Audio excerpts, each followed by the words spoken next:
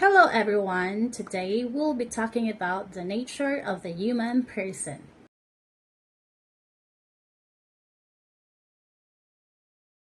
And our objectives for this lesson is to describe the nature of the human person. Second, to identify the importance of a person's ability and capacity. Lastly, to explain unique qualities that make a person a productive social being. To start with, let's have Alea to discuss what human person is. Human person. According to Estinol 2007, the human person has four attributes.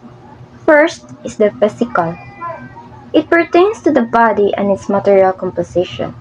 Second is the spiritual, pertaining to the soul, inner self, or connections to a higher purpose or being. Third is the emotional. It pertains to feelings, moods, and affective states. And lastly, intellectual, pertains to the mind, reason, and capacity for logical thought. According to Saint Thomas Aquinas, he describes that human person have physical and spiritual substance because he or she has a soul and is created by a superior being with a divine purpose. On the other hand, dictionary define the human person as self-conscious animal. Animal pertains to the biological, material and instinctual nature shared with other living beings, while self-conscious pertains to the unique capacity for introspection, self-awareness, identity, and the ability to reflect on one's own existence and mortality. And here are the characteristics of a human person. According to the Book of Pabor 2007, the human person not real but existing. The first characteristic is a human person is a rational being. He or she is free to think and has the capacity to reason and distinguish between right and wrong. Second, a person is born free. He or she has the freedom to do or not to do things. Third, a human person is unique. He or she possesses an identity that makes him or her unlike any other person. Fourth, every person is intrinsically a social being and cannot detach himself or herself from other creatures in the universe. And lastly, all the living things are sexual by nature, meaning the uniqueness of expression of a person's sexuality makes him or her different. In biblical views, God created man and woman in his own image and likeness. According to Agbuya 1997, the human person is designated by God to exercise dominion over the creatures in his or her everyday use of freedom, search for happiness, and openness to the world around him or her. And what makes him or her human is his, her, or his being a true person, which includes the special gifts and talents of thinking, loving, longing for happiness, and making decisions. The human nature was patterned of the image of the God. Good day. I am here to talk about the philosophical views and the classical Greek views about the self. Philosophical views. According to Protagoras, human person is a measure of all things that exist and of all things that does not exist. He believed that humans are the center of reality, meaning everything is understood in relation to people. He also suggests that human experience and perception determine what is considered to be real or true. And Protagoras puts emphasis on human freedom, judgment, and responsibility. For Plato, the perfect human being does not exist in this world because what is in this world is just an imperfect copy of humanity's original self in the realm of ideas. He believed that humans in this world are imperfect reflections of their true essence. According to him, the soul belongs to the higher realm of ideas, meaning unchanging truth, while the body ties us to the material world, which is flawed and temporary. According to Parmenides, a person has knowledge of something that exists, for a person who does not exist is nothing. He believed that human knowledge is tied to existence, meaning we can only know what is. Non-existence is equal to nothing, therefore it cannot be known. For him, humans by existing have the capacity for knowledge and truth. According to Magigat's book, Philosophy of the Human Being, there are four philosophical views of the human person, which are conservatism, liberalism, socialism, and fascism. Conservatism. The conservative view is not entirely positive and definitely non-egalitarian. These views suggest that some men contribute more than others to society and therefore must be rewarded and honored by society. All human persons may not be of equal value to society, meaning some men are intended to rule, the rest to obey. This is in line with one of the Confucian ethical ideas, which states that the superior man must rule and the commoner must bow before his authority. In short, society is unequal. Some are bound to lead, while the rest are bound to follow. Liberalism. Liberalism has a more egalitarian view of human nature. It believes that all men are capable of reason and rational action and have the capacity to live satisfactory and productive lives if given the opportunity. Reason is common to all human beings, and this fact raises them above the level of beasts and enables them to know the principles of suitable living. According to Mencius, every human being can become a sage king. That is, anyone can gain the wisdom to rule the world. In short, everyone has the right to freedom and is bound for greatness. Socialism. Marx believes that man is driven primarily by desire for economic gains. In his Das Kapital, he considers the human person as a social animal. For him, the human being readily engaged in cooperative social activities when given the opportunity. Unfortunately, this natural cooperative instinct is not fostered when some people selfishly exploit other people. In short, man is a social animal that has the desire for economic gains. Fascism. This view holds that what matters most is the country itself. The human being can prosper only when the nation prospers, meaning his or her fate is merely secondary when it comes to the country. Like the conservatives, the fascists contend that some human beings are naturally and racially better than others.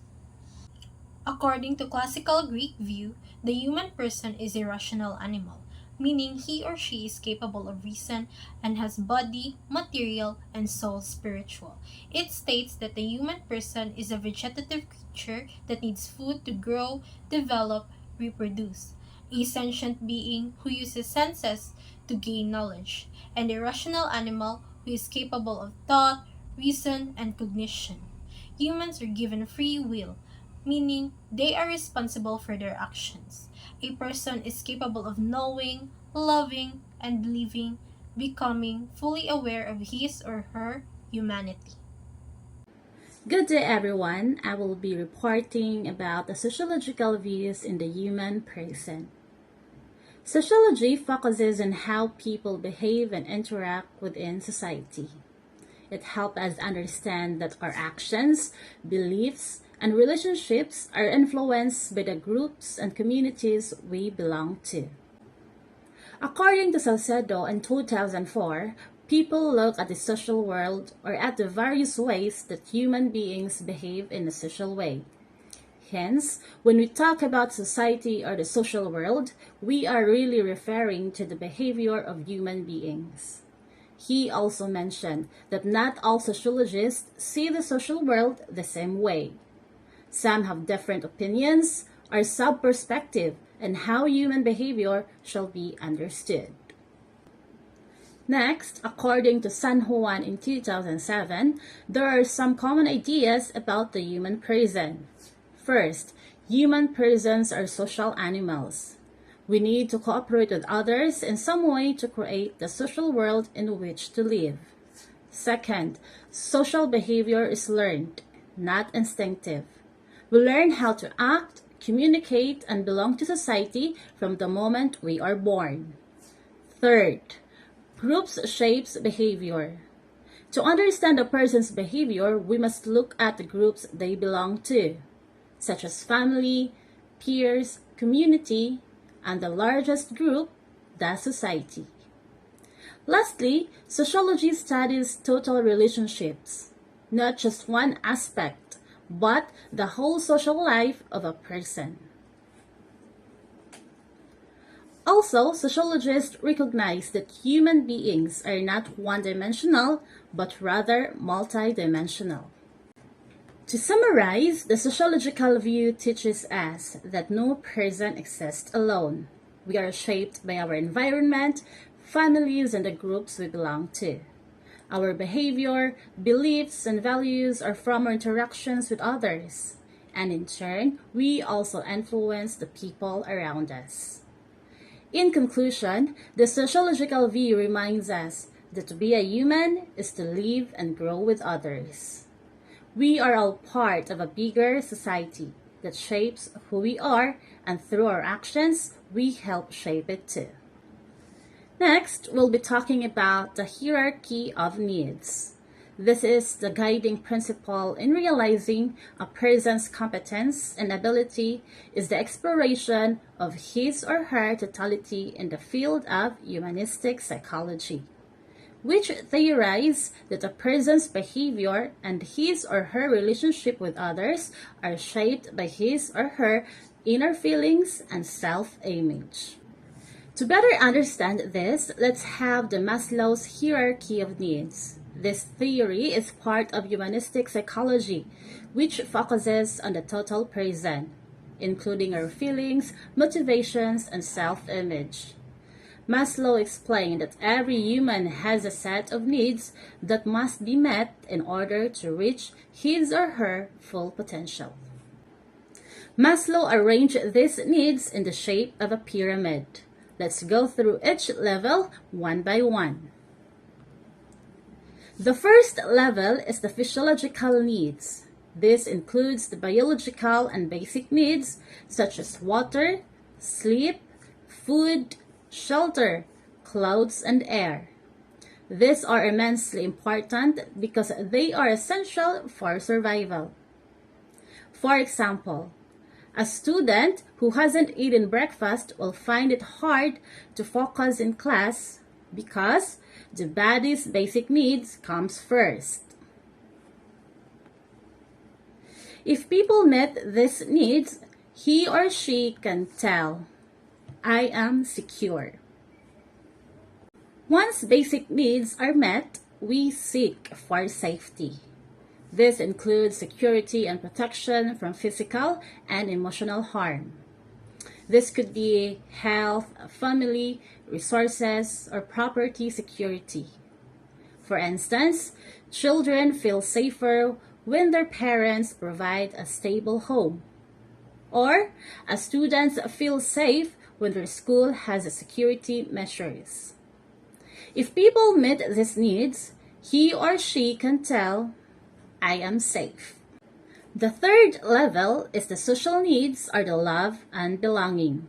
This includes affection, sense of belonging, and friendship, which people seek to overcome feelings of loneliness and alienation. For example, when we spend time with friends and family, we feel loved and supported, which makes us happier and more confident. If people met this need, he or she can tell, I am loved. Next is self-esteem need. When these needs are satisfied, the person feels confident and valuable. However, when they are not met, the person may feel inferior, weak, helpless and worthless. For example, when teachers or parents praise our efforts, it increases our self-esteem and motivates us to do better. On the other hand, when someone doesn't respect you or insult you, it can lower your self-esteem. Thus, if people met this need, he or she can tell, I am valued. Finally, at the top is the self-actualization. This means a person has reached the peak of his or her potential. This is the becoming the best version of ourselves. It means using our talents and abilities to achieve our goals and help others. For instance, a student who dreams of becoming a teacher studies hard not only to succeed, but to serve others in the future. Thus, if people met this need, he or she can tell, I am I. Maslow's theory points out that a person needs to satisfy first the lower needs before realizing his or her self-worth and potential. Accordingly, when the lower needs are not met, a person cannot completely devote his or her time developing his or her full potential. He also maintains that self-actualization is the driving force of human personality. Thus, a person cannot appreciate intellectual and aesthetic learning when he or she is hungry or if he or she feels unsafe. Artistic and scientific endeavors do not flourish in a society where people must struggle for food, shelter, and safety. Self-actualization can only be achieved after all other needs are satisfied. According also to Rogers' person-centered therapy theory, every person has within him or her an inherent desire for positive transformation and for the development of his or her capacities. He believed that each individual possesses innate goodness, no matter how imprudent his or her actions may be. Based on this theory, the society should serve as a sounding board to help a person reflect and find solutions to his or her problems. However, it is the individual who must create his or her own path in life and take responsibility for his or her choices. This theory also tells that a self-actualized person uses his or her gifts and talents to reach goals and help others realize their worth. So, we must understand that life is temporary, and we should use our time meaningfully to grow, serve others, and fulfill the challenge given by the Supreme Being. We have here a diagram that shows the key ideas behind Rogers' person-centered therapy theory. The red one represents you or us, the person. So we grow best when we are being understood. So that's where empathy is being shown. Accepted or the unconditional positive regard. And genuine or the congruence.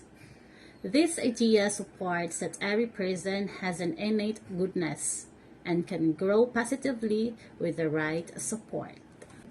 To conclude, understanding the human person is truly complex. Each of us has physical, emotional, intellectual, and spiritual aspects that make us capable of knowing, loving, and believing. From the different perspectives we've discussed, biblical, philosophical, classical, and sociological, in which we can see that being human is not just about existing, but about relating with others.